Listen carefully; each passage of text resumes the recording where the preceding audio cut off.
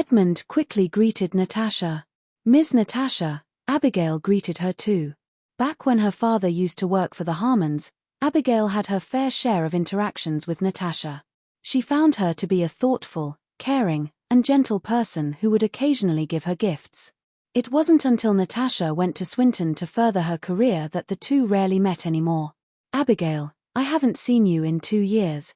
You've grown up into such a beautiful young lady, Natasha praised with a light-hearted chuckle. You're the beautiful one, Ms. Natasha. There are countless ladies in Millsburg who envy your beauty. Abigail looked at her with admiration. Few could match Natasha's beauty and elegance in the whole of Balerno, much less Millsburg. How sweet. Natasha tapped Abigail's nose adoringly before looking back at the ruins behind them. It seems like your house has been completely torn down. Why don't you go back with me to the Harmon estate and stay there for a few days? It'd be a good opportunity for us to catch up too.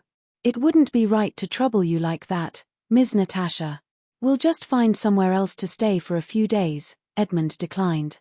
It's almost New Year's. Where will you find a place to stay at a time like this? Besides, we have plenty of empty rooms at the Harmon estate, and you're familiar with the place too. What harm? Will it do to stay there for a couple of days? Natasha didn't see any trouble with that at all. Well, Edmund found himself in quite a dilemma. Ms. Natasha's right. If you're not going, I'll go myself. Abigail huffed. Don't hesitate, Mr. Robinson. Come on, get in the car. There are so many of us waiting, Natasha urged. In that case, I'll have to trouble you then, Ms. Natasha. Edmund looked around, and in the end, he nodded. It wouldn't be right to decline such a generous offer. If he refused any longer, it would come off as impolite. After getting into the car, the four of them quickly left the village. Half an hour later, they arrived at the Harmon estate. Edmund and Abigail couldn't help but sigh when they saw the familiar sights through the car window. Having worked for the Harmons for so many years, the estate was akin to their second home. After taking Edmund and Abigail to their lodgings, Natasha led Dustin to Hector's study room, and they stood outside the door. Why have you brought me here, Natasha? Dustin couldn't help but wonder. There's something my dad would like to discuss with you. What is it? I'm not sure. Maybe it's something to do with our marriage.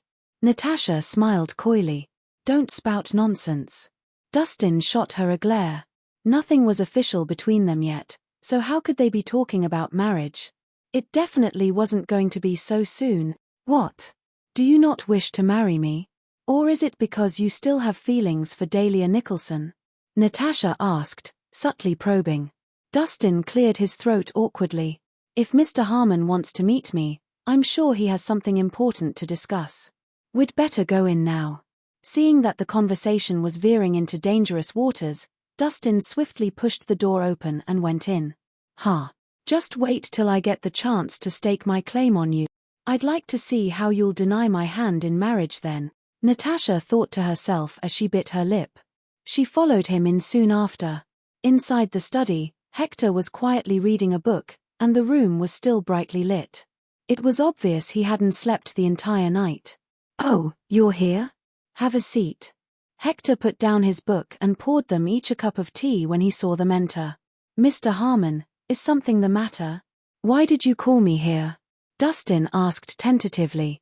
I heard from Natasha that you gave her a call yesterday, telling her to watch out for the Dark Lord. What was that about? Hector cut straight to the point. It was Azalea. She gave me information that the Dark Lord is now in Millsburg. It's highly likely that he'll strike again during New Year's, Dustin said solemnly. It's 3 days away from New Year's Eve. So you're saying the Dark Lord will appear again in 3 days?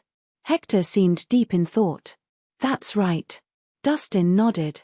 Sounds like the Dark Lord isn't planning on letting us have a peaceful New Year's celebration. Hector narrowed his eyes ever so slightly as a murderous gleam flashed in his eyes. After fighting and scheming against each other for so long, it was finally time to draw an end to things. How do you plan to deal with this, Mr. Harmon? Dustin asked. Since the Dark Lord is drawing near, I'll have to make arrangements in advance. Just to be prepared, I'll spare no expense to hire skilled martial artists to guard the house, Hector declared in all seriousness. Not only was the Dark Lord exceptionally skilled in martial art, but he was also accomplished in the mystic arts. The Harmon family's shadow guards alone were no match for him, so he would need to hire backup.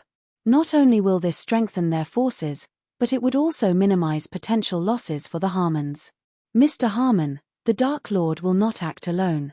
He has many disciples, and each one of them possesses remarkable skills. You will have to consider that too, Dustin reminded. Yes, I'll take note of that. The Harmon family will be under strict security measures for the next few days to prevent any unwanted visitors. Hector nodded. Dad, I remember Grandfather saying that we have a trump card. What is it? Natasha asked out of the blue. It's a person, Hector replied, his voice lowered. A person? Who is it? Natasha's curiosity was piqued. There are 5 ultimate grandmasters in Barlerno Hill: Zachary Graves, Ronald Reeds, Clarence Lawson, and Michael Robinson. The person I'm talking about is none other than one of the 5 ultimate grandmasters, Michael Robinson. Hector's words shocked both Natasha and Dustin. The Grandmaster Michael Robinson? Natasha's eyes widened in extreme astonishment. The 5 ultimate grandmasters of Barlerno were formidable figures with reputations that extended across the entire nation. They were like towering mountains, magnificent and awe-inspiring, yet seemingly out of reach. When faced with grandmasters, the presence of regular people and low-level martial artists was no different from those of ants.